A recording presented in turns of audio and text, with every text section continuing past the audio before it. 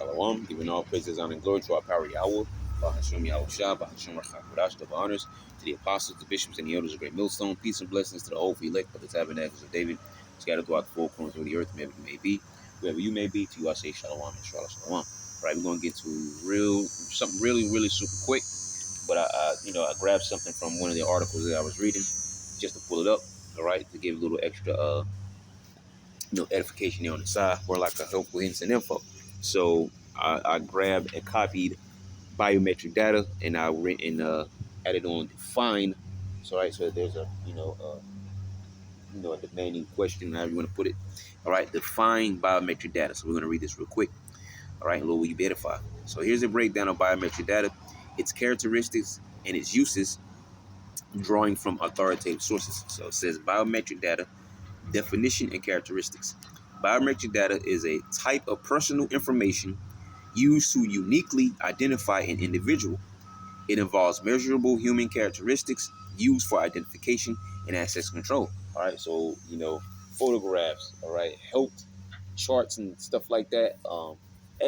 Maybe even behavioral patterns, because he so likes to look into those things like that, behavioral patterns. All right, to really like to learn a person. Okay, he studies those things, right? Because if he studies like what they call them, a body language and stuff like that, then of course he's also studying behavioral patterns, right, and other things that fit inside that category.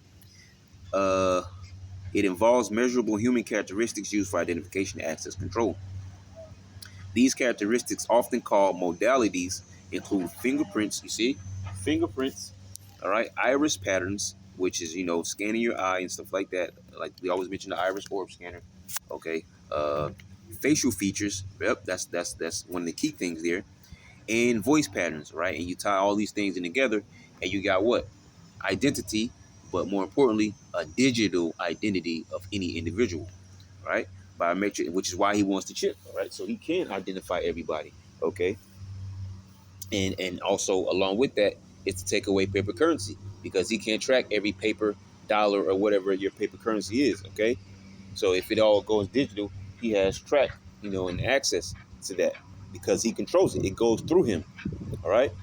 Now the paper currency comes from him, but it doesn't always go through him, because look at drug dealers and stuff like that. He can't keep track of every dollar stabbed to somebody's wall, or given it to the hand of a random person on the street, or exchange of money. But when the currency goes directly through him, which is the point of the digital currency, he can keep track of every digital dollar that moves, all right, and will have access to it, and most importantly, will have control over it. See? So just basically understanding how these things will work. Yep.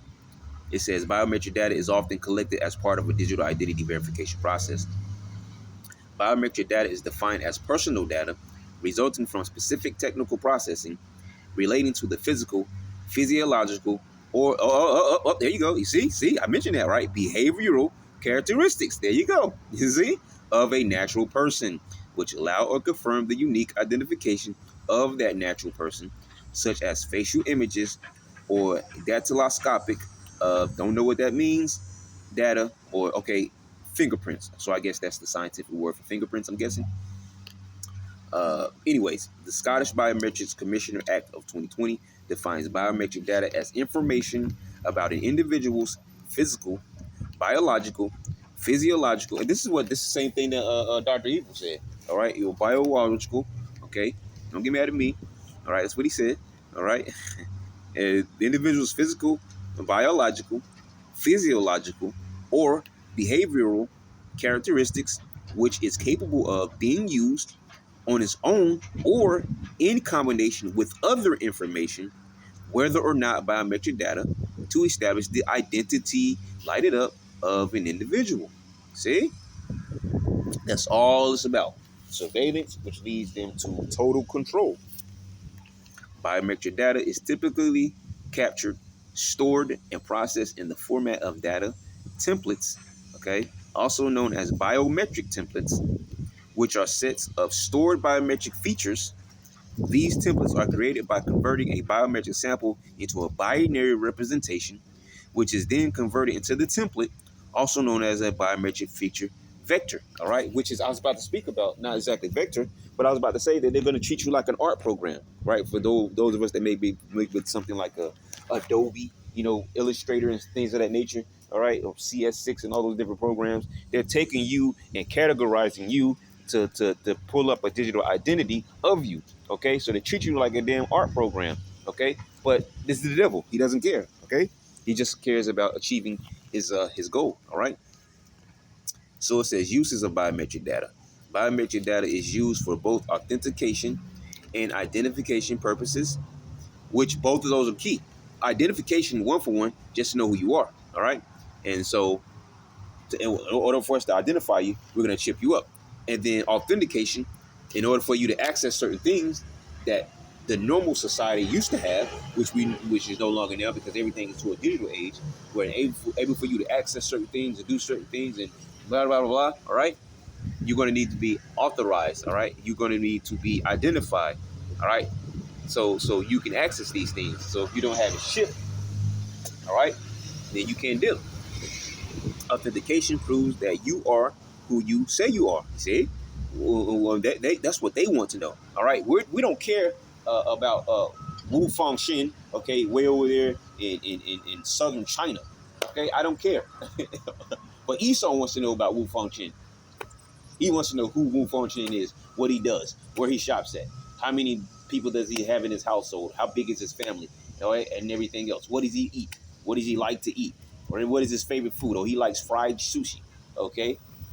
Esau wants to know the things that only the Heavenly Father knows. See? So that should have made sense to you. It says biometric data is used for both authentication and identification purposes. Authentication proves that you are who you say you are, while identification proves that someone else is who they say they are. You see? And if you don't get authentication, you're not going to be able to access certain things. Biometrics are used in various settings, including security, access control, and identification. Notice how identification keeps popping up over and over and over. They are becoming more common as an alternative to traditional passwords and PINs for authenticating individuals' identities because they are unique to each person. Yeah, that's why they also always mention fingerprints, because everyone's fingerprints are unique. Okay, so they want a digital fingerprint of you, which is going to be your digital identity. See? Um, In the physical realm, biometric systems manage access to both public and private premises. In the digital realm, biometric authentication protects sensitive data on devices and internet sites against unauthorized access. Okay, but this is something we mention all the time. Now I know it's off topic, but like they keep trying to push you with the blockchain. Okay, so they tell you the blockchain. All right, so you and a friend makes a transaction, and you and that friend has access to the transaction and nobody else. And that creates the block. Okay, and then when you keep doing that, that creates the chain, the blockchain. And they say that no one has access to it. But what about the people that made the technology? Okay, don't you think they're going to have access to the blockchain, even if some outside entity doesn't? You see, your next door neighbor can't access the blockchain because it's only between you and your friends. Because once, same example, okay, friend A, okay, Lady A owes money to Lady B. Lady A sends money to Lady B. That creates the block. Okay, the block is closed. Only they two have a receipt of the transaction. Okay, when they do it again, they maybe Lady B sends money to Lady A. All right, there's another block created. That's the chain. It continues on. Only they have access of those transactions. Okay, and no one else outside can access that, but they themselves will have access to it. So they talk over your head because you don't know how these things work. You see. So it says in the physical realm, biometric systems manage access to both public and private premises. In the digital realm, biometric authentication protects sensitive data and on devices and internet sites against unauthorized access. Right. And ultimately, that's what it's coming to, where you're not going to have any privacy. Okay. Well, the people that take his chip won't have any privacy. All right.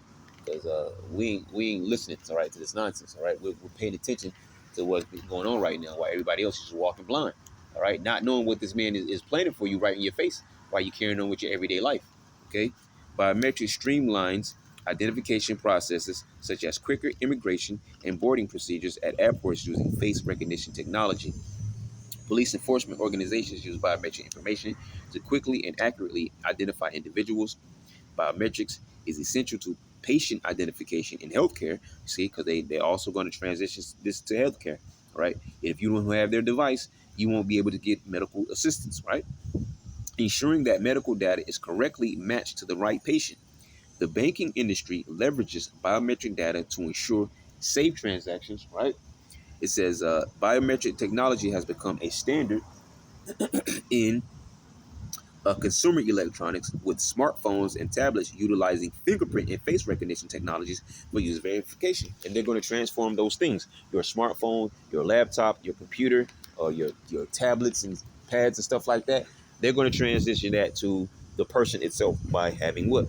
Excuse me, his device implanted inside of you. All right. So it keep notice how every explanation leads back to the same thing. Every avenue that Esau is opening up leads back, excuse me, back to the same thing, because it's all about establishing his digital system and connecting you to that digital system through the microchip. And once he does that, he has made you consciously neglect the Heavenly Father, in which now you're going to be destroyed. All right, privacy and security concerns. Biometric data handling involves managing sensitive data, which introduces serious privacy and security risks. The key concern is the possibility of unauthorized access and data exploitation, which might result in identity theft, processing without obtaining the individual's consent, or a breach, which may result in irrevocable privacy violations. Right? Governments and regulatory agencies are constantly introducing frameworks and guidelines to strike a balance between technology improvements, privacy rights, and ethical concerns, resulting in complex and dynamic legal and regulatory framework for biometric data. All right, so it's all about knowing who you are, being able to identify you, and other subcategories like knowing your whereabouts and other important things about you, even down to your healthcare system. All right, because he wants to play God. All right, that is his ultimate goal. So I was going to get a verse. Maybe I can get it. The guy popped out of nowhere with the log with the mower.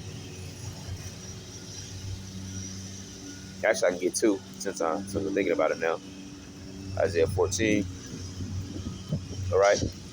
It says, "For thou," verse 13, Isaiah 14:13. "For thou hast said in thine heart, your heart is your mind, and what is life in the Hebrew?